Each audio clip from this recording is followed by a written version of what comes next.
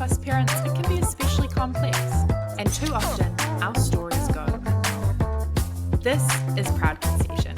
I'm your host, Rachel Weston, and together we're giving voice to the many ways our families come to be. We're diving into how we build our whānau, raise our little ones, and shape a world where they feel seen, safe, and proud. Kia ora e te whānau, and welcome back to Proud Conception. I apologise for the delay in getting this episode out to you all. We have had a busy couple of weeks in our whare, and that's really the cause for the delay. I have had a little boy who turned 5, who graduated kindy, who started school.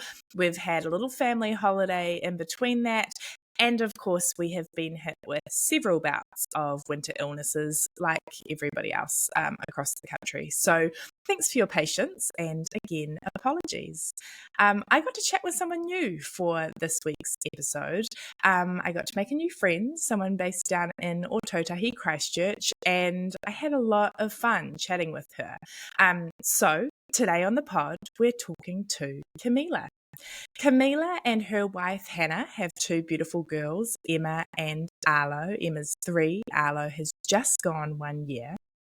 And Camila is actually a bit of a transplant. She's originally from Argentina and followed her love, Hannah, back to Christchurch. They have a really interesting story about how they've grown their family. They used a known donor, someone who was a good friend to them before they got started, and is still part of the kids' lives now. And they used at-home insemination techniques for both of their kiddos. But even more exciting than that, Camila is starting an organisation called Rainbow Families Aotearoa.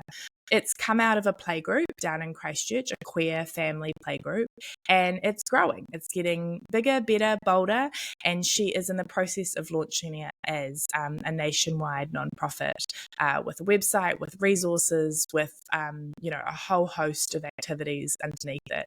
I think you'll enjoy her story as well as the work that she's doing. I certainly enjoyed chatting with her.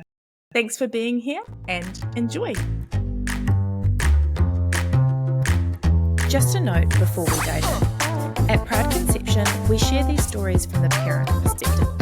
We're mindful not to tell our children's stories for them or to share information of the kind they should be the first to learn, understand, and honour. It's delicate balance, but our aim is to honour their privacy while still giving space to the power and complexity of queer family building. Because of that, some details may be left out of the parent's story, or there may be parts we don't explore in depth. Either way, I'm sure you'll still find so much to enjoy in the journeys our guests have chosen to share. Kia ora, Camila. Thank you so much for joining us on Proud Conception, my little parental leave passion project. I appreciate you taking the time, and it's really nice to meet you. Yes, kia ora. Thank you so much for having me here. This little nighttime, and we have a little friend in here that is not wanting to go to sleep. So I keep seeing a little foot pop up, which is way too adorable. Yeah, it's like, oh, there we go. I love it. Why don't we start with your rainbow roll call? So who's in your whānau, and tell us a little bit about them. Yeah, no worries. Well, my name is Camila. I'm Argentinian. So I've been here in Ōtautahi, Christchurch for the last 7 years with my wife, Hannah, who is here from Christchurch. And together we have 2 tamariki. We have Emma, who is 3, and Arlo, who just turned 1 yesterday. We both were able to experience pregnancy and birth and postpartum, 1 each. So we had a really amazing experience as parents for this little 2 tamariki. Awesome. I can't wait to dig into all of that. So how did you guys meet if you're Argentinian? Were you already in Ōtautahi, or I think you might have said in the email that you were brought back as a bit of a souvenir? Yeah. Are you ready for the love story that I think that it should be a part of a queer Hollywood movie? Yes, lay it on us, please. We met in a nightclub in Buenos Aires in Argentina. It was the first stop of my wife's travels in South America for like a 6-month trip, and she was like 2 weeks in Buenos Aires, and we both happened to be in a straight 5,000 people, 4 different rooms, nightclub in the city. Neither of us were going to be there, but we end up being there last minute because friends just call us in. And it happened that the day before, she actually went to the nightclub where I go every time, and I didn't go because I was going to go to this Saturday place where we actually did meet. So we saw each other across the room, and I was with some friends from high school. I was my early 20s at that stage, so I hadn't seen them for a really long time with uni and stuff. And then we were just having like a catch up with all of them, and saw this blonde girl across the room, and I was like, oh, I'm gonna marry that girl, you know, like what those things Love that you at say, first oh, sight. yeah. So we started doing some sort of like cockatoo dance all around me, just trying to get her attention. And she disappeared. And we're like, oh no, where did she go? So I just tried to go around to find her, and I did find her. But instead of going straight to her, I just walked past her and just stared to her in the eyes, and she followed me. And then 7 years later, we're here. Oh, amazing. You're trying to play it cool. You're like, followed her, like, oh, I've got to, got to get a number, got to get a name. Oh, chickened out. Yeah, definitely. Yeah, we did like the full on queer like meeting, and just moving into an Airbnb straight away because we couldn't have enough of each other. And she continued her travels throughout South America for a few months, and then she came back 5 months after and told me, I'm going back home. She hadn't been here for a really long time. She was living in Aussie at that stage, but she was like, I'm going back to Ōtautahi Christchurch in New Zealand. Do you want to come? And I was like, okay, sure. Like, we haven't hung out more than like 4 weeks at this stage Oh my in goodness. total. So I just said like I would just go a few months later, just like finish, like close a few things from work and from family, university and stuff. And I came in March 2018 with like a return ticket because I didn't know what was going to happen. And yeah, and then I never used it. Wow, what a love story. So how long had you known each other before you jumped on the plane? Oh, well, we knew each other for 6 months, but we actually had been together, like physically together, for only 4 weeks. That's crazy. And the rest of the time was just texting over that, or, messaging over those 6 months.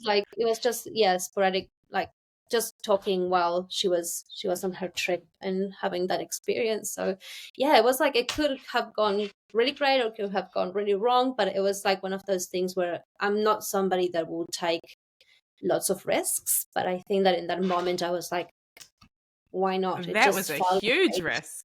Yeah, and it paid off. Yeah, definitely. I think it was just a calling, was just getting us together, and it just was meant to be. And I think that when I think about the odds of us meeting in that particular spot, that particular time, that particular day, it didn't make sense. Like, there were 0 chances of meeting the love of your life in that moment. So like, it had to be. Yeah. Yeah. So if you only had to put in a little bit of effort to like make this thing happen, the rest of the stars had aligned to sort of, Yeah, exactly. That's so cool. Exactly. Had you been to Aotearoa before? What was the move like to Christchurch for you? I have to say, and I'm so sorry for all the Kiwis hearing this, but it wasn't even on my top 10 of countries that I wanted to go. Ouch. I'm like, yeah, I know, but I wasn't, until I came here, I wasn't a very like outdoorsy person, and I always saw Aotearoa as like an outdoors, like adventure park kind of thing. And I'm more of a city, like cultural vibes person.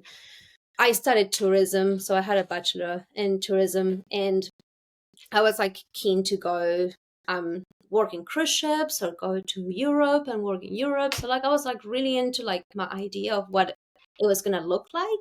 And when she said coming here, I thought, oh great, well, it's an experience, I guess. I never thought about the actual possibility of being in an island on the other side of the world. I think that all those realizations of where I was and what it meant came like probably closer to like COVID 2020, when we were all stuck and we couldn't leave, that's when it really hit me that I was actually here. Yeah. And that I was here to stay.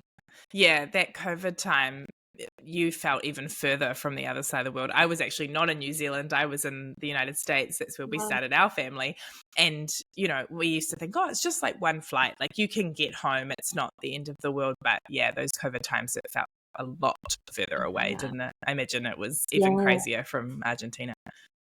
Yeah, definitely. I think that the main airline that was flying to Argentina stopped flying during COVID and they never flew back. So it means also that we had to do more of a longer trips if we did go, which we did when our oldest was 4 months old.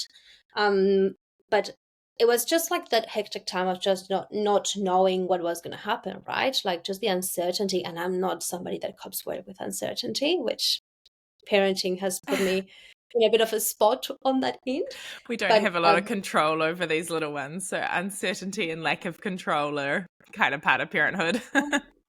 I know it has been probably the hardest thing of parenting at this stage for me. But also like the most rewarding, because I think that like life put me in this spot for me to learn about that, you know? Yeah. So tell me a little bit about the playgroup now, because that's actually sort of how we connected and how I heard about you through like the Rainbow Families Facebook group, and you've got a playgroup down there. So tell me a little bit more about that.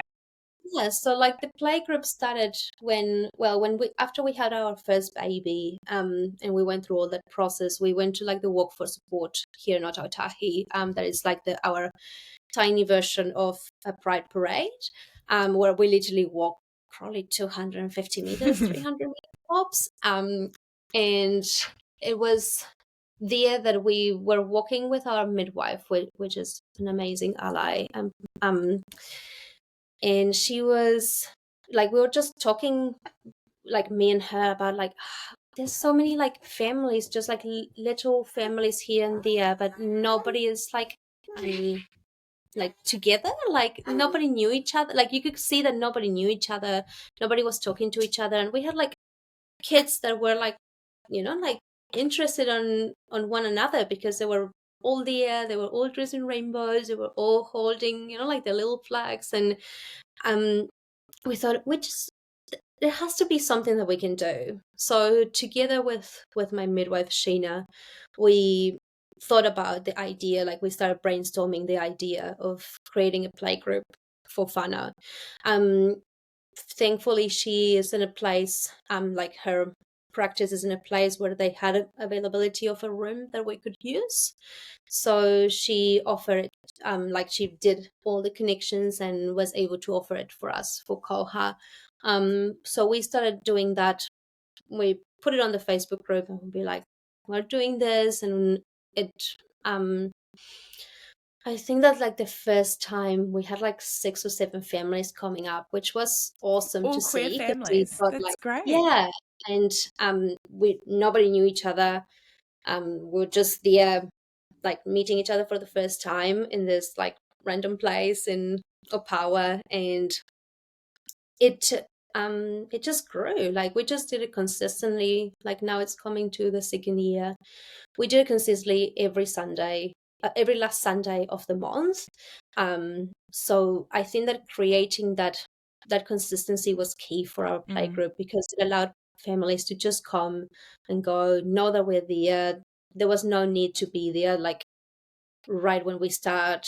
You could come in whenever you want, and yeah, it definitely paid off, and we have like amazing relationships, and we are seeing our tamariki grow together, which is so cute. That's like awesome. them building their relationships as well, like their friendships growing is so beautiful. And seeing other queer families, like your kids are a little bit young, which I'm sure we'll talk about, but especially for those ones that are just slightly older, like they're from queer families, they're seeing other queer families. I guess in my family, I'm doing my best to raise my little boys. Like there are lots of different ways to be part of a family. Families look all different, and this is what our family looks like. And there's nothing wrong with our family. Our family is special and unique, even if we don't look like every other family at your school or your daycare or whatever it is. So then to go to like a queer family playgroup where there's lots of different queer families is like so affirming, right? For these little people who are like, oh, you have two mums. Oh, you have two dads. I also have that. Oh, interesting. Yeah, definitely. Yeah, it made it easier for us to have those conversations with our daughter as well, and just to help us like normalize it for her as well, that she wasn't the only girl in the world that had two moms, you know, or that the family didn't look like a traditional family. um she's barely on the age where she's starting to ask. She hasn't asked many questions, but she's starting to recognize the differences, I think. And it's quite beautiful to see that she can make those associations, that she has friends from the Rainbow Families group that actually have like similar families to her. And that she also can learn about families that are not the same as her from it as well, you know, like and learning about the uniqueness of all of us. Yeah, cool. So Yeah. your eldest is 3 and Emma is her name, is Yes. that right? Yeah. Right. So what was the journey like for you and your wife to have Emma, to start your family? Yeah, so we started our family, what was it, 2021? Early 2021. Or at the end of 2020, somewhere around those lines. We started just asking each other the question, you know, like, are we ready to have tamariki? We come from a family that we have in here, my sister-in-law and her kids, so we were around surrounded by little kids for a while, and we were like, oh, maybe we are ready for our own now. So we started thinking about, like, we don't have many male friends here in Ōtautahi, so we started trying to think about the possibility of who could be a donor, if we wanted a non-donor or an unknown donor, if we wanted to go through a clinic or not, what it would look like, what kind of processes we were willing to go through. Within that process, I always imagine myself being pregnant, so I was like all in for that. But my wife, even though she didn't imagine it always, she did wanted to try it at that point. Like, she was interested on the process. So we decided that she was going to go first based on age. It just made sense that she will go first. Sometimes they call me the emergency womb because I'm a bit younger than her. So You were the backup, yeah. yeah, More time on your hands. yeah, we'll see what happens. But because she was a bit on the older side, we knew that as soon as we walked into a clinic, it was just going to be like full on, like seeing her by the age and just trying to push towards like assisted reproduction rather than something. And we wanted something that felt as much like non-invasive as possible. So we just started exploring the possibility of doing like at-home insemination. But for that, we needed a non-donor, because here in New Zealand, you can't access sperm to do at-home insemination. So then it just came the quest of trying to find a donor.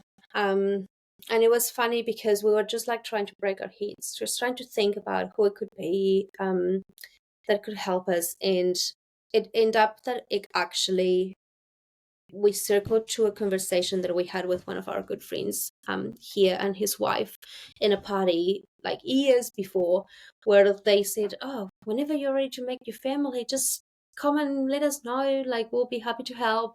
And at that point we just thought it was like funny, like, oh yeah, okay, thank you. Wasn't on your Random. radar at the time, yeah. No. And then we thought, wait, what would that look like?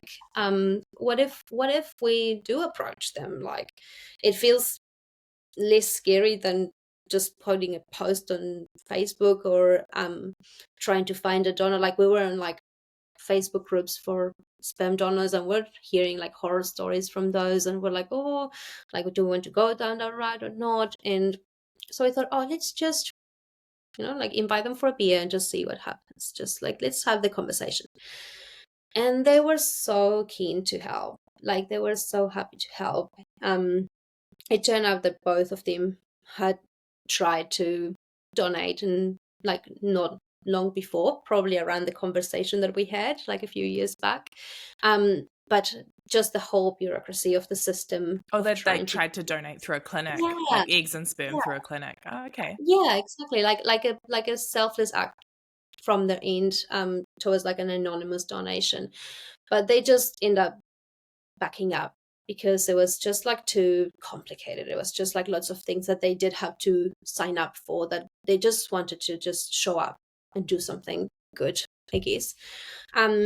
So they always had like little like back, like just wanting to try to help somebody. Like I remember having conversations with them that they felt that their kids, because they do have their own family, and that they felt that their kids, well, it was just a really easy, nice journey for them to have that tamariki. So they wanted to help somebody that wasn't as easy and straightforward.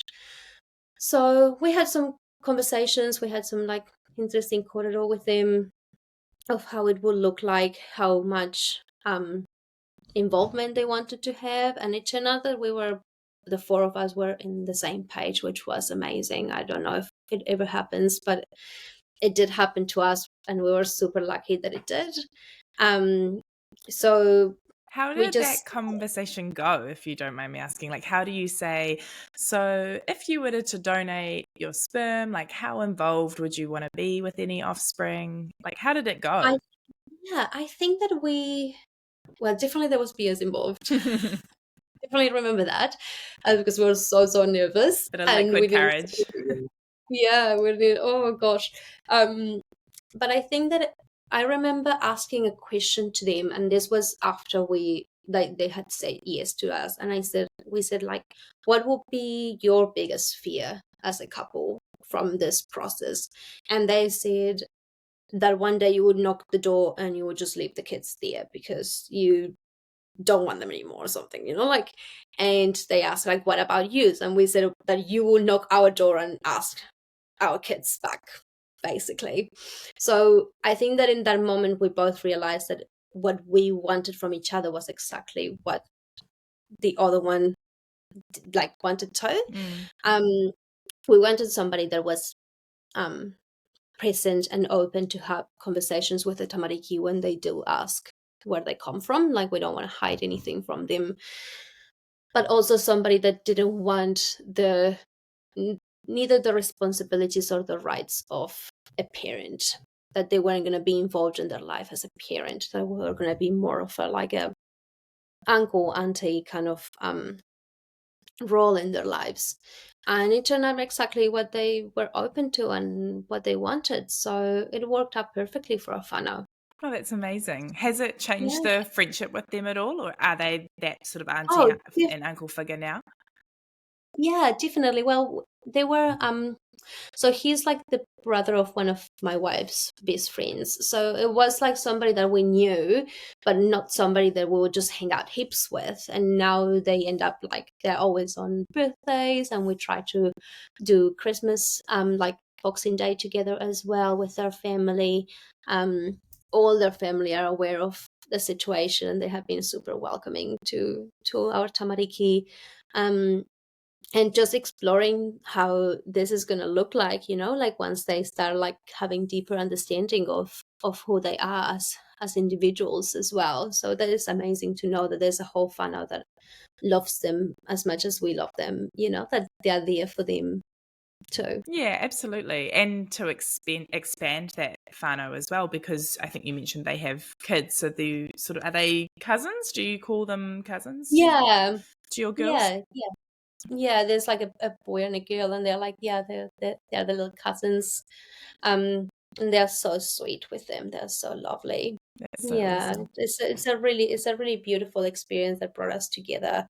And we can't be ever more grateful for what they have done to us, because I know that the whole process was a process, and for them to go not just once but twice through For the this two with us. kids. Yeah. Yeah, Did it yeah. happen straight away? So how did you actually do the at-home insemination? So we started the at-home insemination with Hannah, and we tried for 6 months, until we had our positive result that was Emma. We were trying like literally just syringes from the chemist, the specimen containers from the GP that she just like would just give me like a few every few months or something. And we used the digital check for ovulation tests. Oh yes, yeah. So we both had a really hard time trying to read the non-digital ones, so we just went through the digital version, even though we knew it wasn't as super accurate, but at least it would just give us the actual letters of what it meant. Yeah. So we just gave it a try every time that we were coming closer and that my wife was ovulating. So she is one of those people that have like a clock for her cycle, so it was just really easy. Can't relate, but good for her. Yeah, neither. So like it was like great, like we knew when it was happening. So we will give it a few tries every month. And we had two positive pregnancy, like two positive tests before Emma for like pretty much 1 month on, 1 month off, that were like really early on, and then it turned up to not be successful. And then by the third one was Emma, and she was stuck, and we were like a bit more like ready for anything, and it turned out to be that she was sticking with us. Yay. So yeah, that was an amazing experience. And then for the second one, it was like we started when Emma was like 1.5 years, I think, if I don't get it wrong. We're trying to aim for like a little bit less than 1.5 years. We were trying to aim for a 2 to 3 year gap. That was like the goal. So we started closer to the 2 year gap. And Arlo was the test drive, we call it. It was supposed to be the way to figure out how it was actually gonna go with logistics, because with Emma we didn't have any dependents, so logistics were easy. Yeah, that he could just come round into the house and it could all get done. So no one had to care for another baby or anything at the time. We were like, our logistics were picking it up, so we would just go pick it up, do like a quick exchange. I don't know what the neighbors thought that was happening, but it was just every like, and it was clockwork as well. So like it would have been a pretty funny thing to live across the road and just seeing this thing happening every month.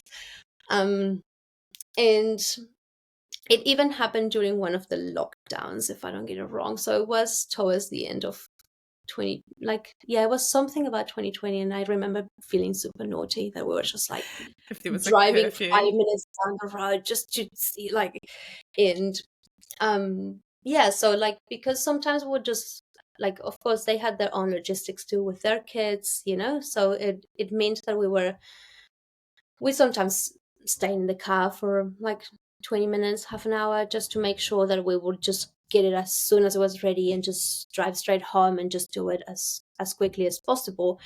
So with Arlo, we were like, okay, well, let's figure out, like, I will stay with her like after putting her to sleep, and you will go pick it up on your own, and we will see what happens. And it was just literally just trying the waters and seeing how it felt and what we needed to improve for the following one, because I had already had my positive ovulation like the day before, or like that morning. So I thought, it's fine, we're gonna be fine. And I remember like 3 weeks after we had the opening of a event that I was one of the artists for in here, that was like a big trail of figures that were around Ōtautahi, and I thought, because it's an opening, we probably would drink some alcohol, so I'm just gonna give it a quick like test to see if I'm pregnant or not. Because I was like, I can't be pregnant, but let's give it a try. And it turned out that I was pregnant. So even though Hannah had to go back to the chemist and buy like 5 more, I was indeed pregnant. So for that opening of my art exhibition, I wasn't able to drink, but I was very, very happy and very, very, very shocked, because even though like, firsthand, where like our kids don't come as a surprise, but this one particularly did feel like it. Probably like the most surprise that I could have ever felt for a queer family, because we're like, it definitely can't have happened, and it did. So yeah, that's the story of this one. That's so good, because you're hoping for the best, but you're just sort of like, anything could happen. This is a test run, and Arlo's like, surprise, I'm ready to do this. Let's go. Oh, definitely. Yeah, it was just part of what it had to be and how it was supposed to go. So yeah, we're pretty stoked that it did work so easily, I guess. You mentioned that you got specimen containers, I think you called them, from your GP. So had you talked to your GP about this process, and had they been supportive, or was there any support they could offer you? Well, yeah, because when we did start, it was our GP that um we started the process, and we told her about it too, because my wife had some egg count or something like that before we started the process. So she was aware that we were gonna look for something and that we were gonna try. So when we explained to her how we were gonna look for and try, she offered just doing like being able to send our donor for like basic blood tests, just to check that everything was good, as well as just giving me some specimen containers for us to start. Unfortunately, she dropped the practice right before we got pregnant, so we never got to tell her that we were pregnant, which was a Oh, shame. yeah. But now we have another really amazing GP that has been taking care of our whānau too, and probably like the best part was just meeting our midwife down the road in the Ōtautahi. That's fantastic that they offered sort of base level blood tests for the donor, just, so you could get a sense of like their medical history, or at least their medical status. Did you take them up on that offer, and was that at Um, all informative? we didn't at the end, but because our donor had gone through the start process of donating through a clinic as an anonymous donor, he did have the same test results that we were being requested like by the GP. So we were just happy to take on that. But it was really amazing that the GP did offer that to us as well. I think that it's really, it was, even though she didn't know much about anything of the process, it did feel like she was coming through her empathy and just seeing where she could help, and learning through the process with us as well, which was awesome. Yeah, that's fantastic. I hope everyone has that experience with the GP, because that's really above and beyond, and sort of like inclusive practice, walking the Exactly. talk. Do you know what I mean? Like, not just saying, well, that's not something I can help you with, and turning Yes. a blind eye. We know that this kind of donation happens in New Zealand all the time. So where Mhm. they can support, I think that's really fantastic. Yeah, definitely. Definitely. I think that is one of part of our ideas for the Rainbow Families Aotearoa organization, is to be able to advocate for this kind of things. Like, is the things that we experience firsthand that we have realizations about, right? That we are like, oh, that could have been better, or that was fantastic, and probably more people should be aware of and be more competent on this services, because at the end of the day, they are service providers, right? And they are there to help us, and that was something that definitely should be something that all GPs are able to do. Yeah, that's fantastic. So you guys had this, their supported conversation to make sure you're all on the same page. I think you'd mentioned to me in prep for this chat that you'd written down sort of an agreement between you and the donor, and maybe also the donor's wife, and just getting Yes. everybody on the same page. Can you tell me a little bit more about how that happened, and sort of what that looks like, and how it's drafted? Yeah, well, it was actually we put a post on the Rainbow Families Aotearoa Facebook group where we meet, you and me, um, and somebody shared it with us. We just asked if we needed to go to any lawyers, if like how was the deal, if anybody had done the same process as we did, and somebody, I think it was from Auckland, had recently gone through it and had an agreement drafted, and they were able to share it with us. And we use that as a template and added the ideas and goals that we had from this. So we had we just put on paper what our goals were for the tamariki, that the tamariki will be allowed to know whenever they were ready, and that we were going to navigate how to tell them, that we were the parents of them, and that our donor's family, like him and his wife, weren't responsible. They didn't have any responsibilities for our tamariki. So yeah, basically just like all these thoughts and processes that we both parties agreed on, just went on paper, and we just signed it out of, just like a goodwill. But I think that it was key for us that we knew that we fully trusted them even before signing that. Like we knew that we could do without it, but we were able to have that trust because we knew them from beforehand as well. So I think that it is something that I do definitely say that it's important to have, even if you do know them, just to have somewhere where you can go back to in case that things don't go to plan.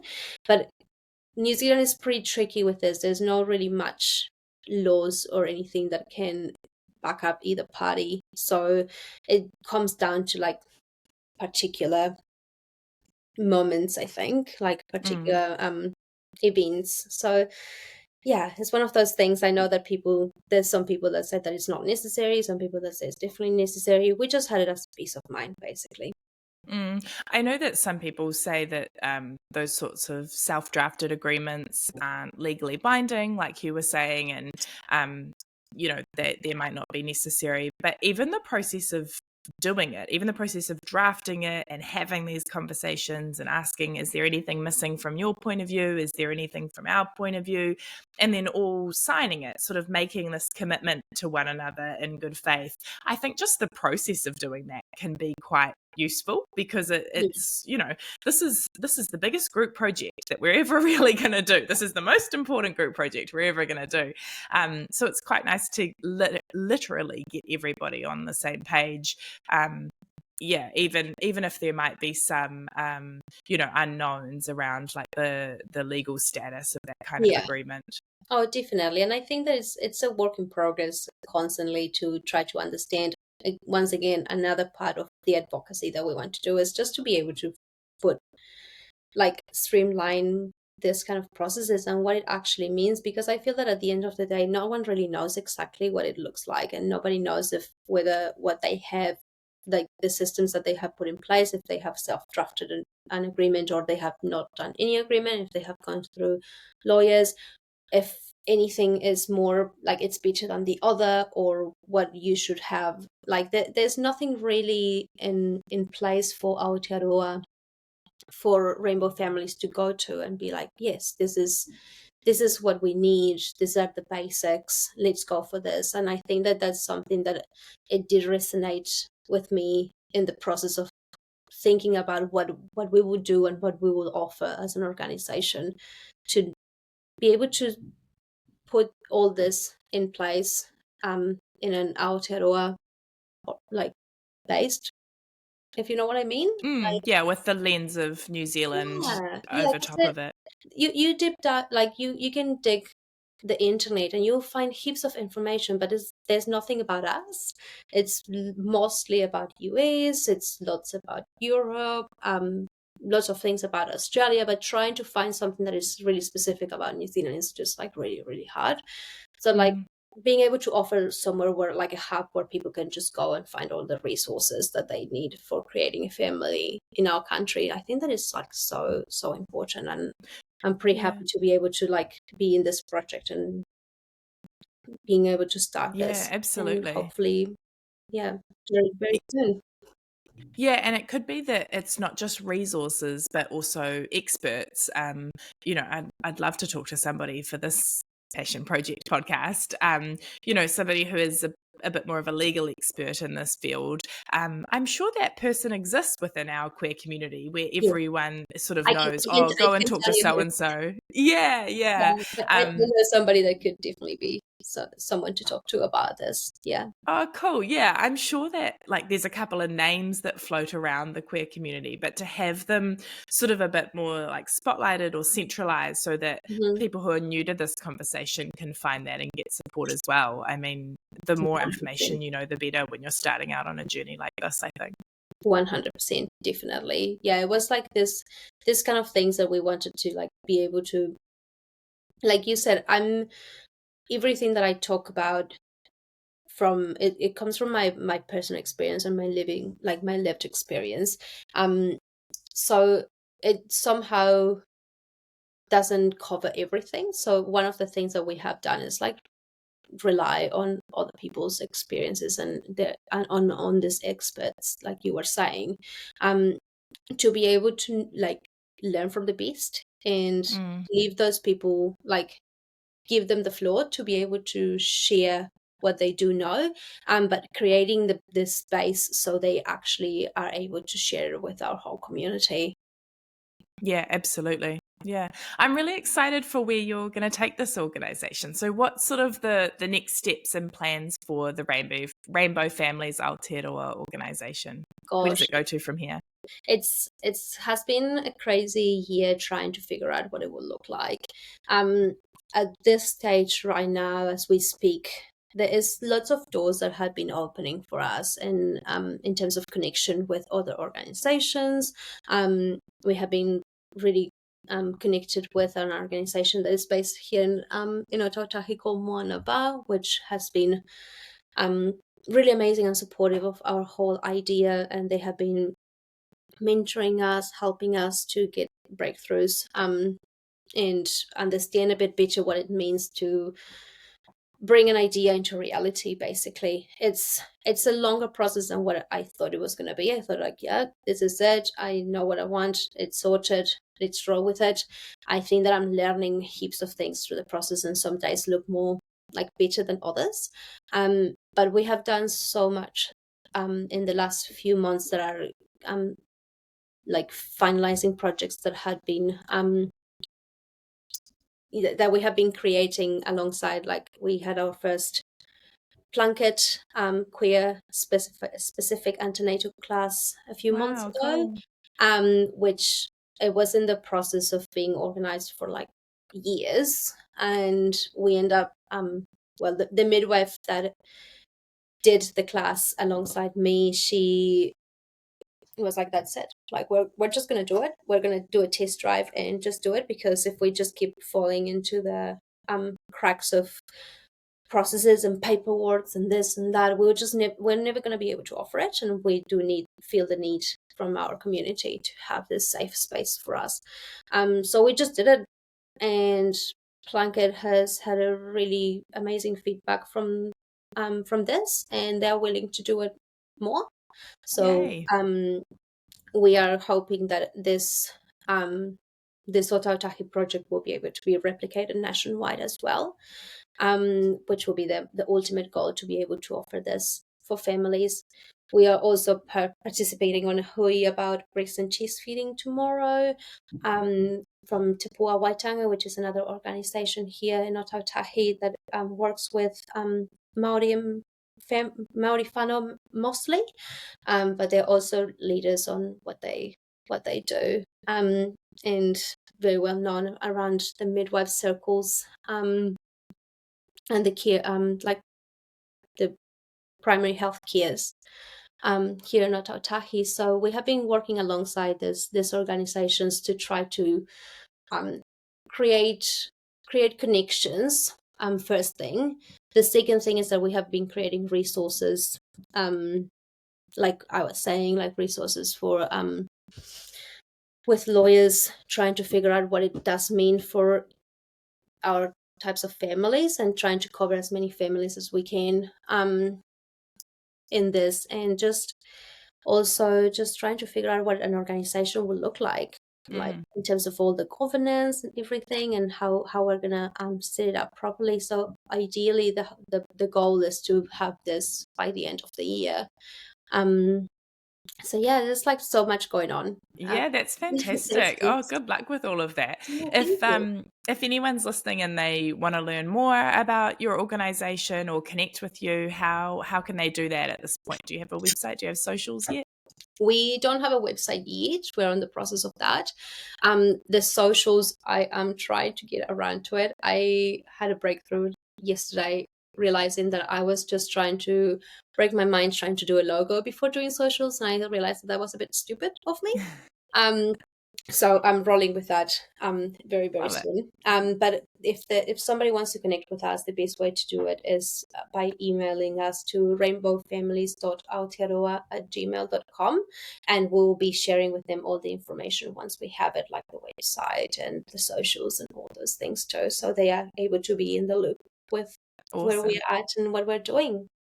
I have emailed you through that email address, so I hope I'm on a newsletter list somewhere, please. I want to get all this information when it comes Yes, out. definitely. To finish up, I'm just coming back to your whānau. So your kiddos are pretty young at the moment. Emma's 3, Arlo's just gone 1. But I imagine you're still having conversations in your kāinga about your family and about them having 2 mums. What does that sort of look like for you and Hannah on a day-to-day basis, talking about your unique family? And how do you think that's going to change as they grow? What's sort of some of the language you use when you talk to your kiddos about their family? Oh, that's an interesting one. I feel that we've made it just as much normal as possible. Creating like making them understand that we do know what they're talking about. If they're talking about like a mom and dad or a mom and a mom, like that, yeah, it's fine. Yeah, that's not a big deal. Like just trying to not make a big deal if they do notice the differences was one of the things that we definitely do. The other thing that we do is we rely on books from our local library heaps. So we take out books that of all types of families that have lots of different rainbow based characters, where they can see, like, have representation of things like them. And it's really tricky because there's not much in there as there is traditional male female families in Mm. terms of TV shows, movies, etc. But I think that for us, putting the effort on taking them to the playgroup was one of the things, so they will be able to be exposed and create relationships with kids that were on the same boat as them, as well as just challenging their mind every time they say something that we think, oh, well, what do you think? Like, if our daughter wants to play mums and dads because she has been playing that with her cousin, we just say like, oh, well, what else can we play if it's not mums and dads? And she was like, maybe we can play dads and dads. And that's interesting because we actually don't know any families that have 2 dads at this stage. Mm. And then she definitely wants to play mums and mums, and she wants to be mama or mummy. And it's quite funny how whenever she plays it, she's like, I want to be you and you can be Hannah. And so we just like do those role playings. And I think that when it's going to be interesting when the time comes that she starts asking the trickier questions. But I think that letting her lead is one of the keys that we have been doing through everything, basically, on her learning. And I think that we can see it from her amazing personality and deep understanding and empathy that it's definitely working. Letting her lead and then being transparent as much as you can with the Yeah. answers. I mean, surely we can't go wrong. I'm in much the same boat as you. My kids aren't much older, of a 5 and an almost 9-month-old. And that's sort of our philosophy as well, right? Like letting them lead, being as transparent as possible, and providing age appropriate information. Exactly. Surely you can't go too wrong with that. 100%. I think that it's key. It's key to not make them. I think that as soon as we try to avoid conversations or we try to hide things, and this doesn't go just for the type of family that we have, but for everything in life, that's when we create that idea that something is either wrong or it's taboo. Shameful or Exactly. yeah. So we definitely don't want them to have any of that in their life. So that's why it was a non-negotiable for us that they will know where they came from. Know the donor, and that's somebody that's going to be in their life, and exactly. when the story they can comes, go and ask questions to them if they want to ask questions to them, and they will be open to those things. That was the key for us. Yeah, absolutely. Yeah, that makes a lot of sense. We have similar sort of play scenarios in our house where I watch my little boy play mummies and daddies, or daddies and daddies, and mummies and mummies. And like you, I sometimes probe with other questions, and sometimes I just let it play out however it's going to play out, because it's how they're making sense of their world, right? Like, they're going to daycare, or they're going to school, or wherever it might be, and they're seeing their other families, they're reading their books, they're coming home and seeing our family, and they're just trying to make sense of it all. And I always just sort of teeter back and forth between inserting myself in the play to reinforce the positives of our family, but then also, letting it play out so I can see his thought process as to whether he's got there on his own. I don't know if you do a similar thing with Hannah. Yeah, definitely. Like, particularly our daughter is quite adamant and independent, and as soon as she is very much like my wife in terms of it needs to be her idea, or it needs to come from her, otherwise she's not having a bar of it. So whenever we have this conversation, so I have to like say it in a different way so she can think that she was the one having the thought process. So it's quite funny working along with those things. But definitely I think that for my type of parenting, I have been trying to take that, like, leading her to take the lead, and me being like not an spectator, but like supporting her throughout her thought processes, the goals and things that she wants to do. So it is very interesting. I'm really looking forward to having those more deep conversations with her, definitely. Yeah, it'll be interesting to see how they come up as well.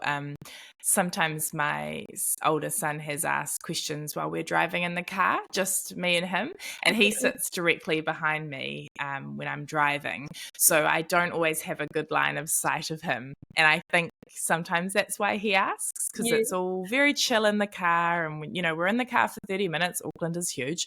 And he'll just sort of pop something into the conversation out of absolutely nowhere, and like, gotta love parenting, right? Like, you are not in that headspace to answer that, so I have to take a quick pause and make sure I'm answering how I want to answer, and in a positive and inclusive and a curious way to try and keep the conversation going if I can. So I think there'll be a few car conversations in our future with our son. She already does something really similar, but it's with she talks to she has like a little sponge on her bath and shower times, and we sometimes have showers together, and she talks to her sponge, and her sponge, because it has like a little frog on the top, so she talks to this froggy, and she has very deep conversations with the froggy that she would definitely not have with me if she could face me, but because she can't look up because of the water going on her eyes, she just has these conversations with the frog with my voice, and it's quite funny to start realizing that that's the way that she wants to process these thoughts. It's so cute. But I can definitely see the car conversations going through as well, because she also is behind me and I can't see her, so they're gonna come soon. Yeah, we'll meet them where they're at. I will meet that conversation wherever you're at, buddy. Yeah, definitely. If someone was listening to this and they were just starting out with their family building journey, what would you tell them based on, growing your family through a known donor and at-home insemination process? What would be some of the sort of guidance you'd share to someone just starting out? I think that the biggest thing that I would say to them is just try to find your village. I think that is the thing that made the big difference for us. Like, yes, we had a really great experience, a really positive experience with our tamariki in terms of how we conceived them, how we gave birth to them. We can't complain about it. But I think that the main thing that made the difference for us was just not feeling that we were alone doing this as a queer whānau. They are there. Sometimes it's harder to find them than others. Hopefully it will be easier soon. But but we are all there, and we are all like happy to help with any conversations, because we have gone through that too. So yeah, definitely just start trying to find your tribe. It's Yeah, love that. amazing. Yeah. Yeah, love that. We were late to find the Rainbow Families Facebook group, and there's also an Auckland social club, Auckland Yes. Families Social Club group, I Yes. think it's called up here. I could put them in the show notes, but we were sort of later to find them when we moved to Auckland, and our son was already almost a year old, and they've been fantastic. It's been awesome. And this time round, I'm on maternity leave. There's a bunch of us that have similar age babies and are also on some sort of parental leave, and we meet up for coffee, and yeah, it's been a real social circle for me, and I could not recommend those two groups more to Yeah. someone starting out. Yeah, definitely. It just makes a difference, because you can have conversations where you first of all don't have to constantly be coming out. And second, that even though I find that in our rainbow group, in our family group, I think that there's no two families that are the same. So even though we all have conceived or went through the journey in a slightly different way than the other, we all know that we had the same thought processes as the others, and we are on this really similar boat. So it does help to have those harder conversations, like the topics of, oh, how are you going to talk about the donor with your kids? Have you met your donor already with your tamariki?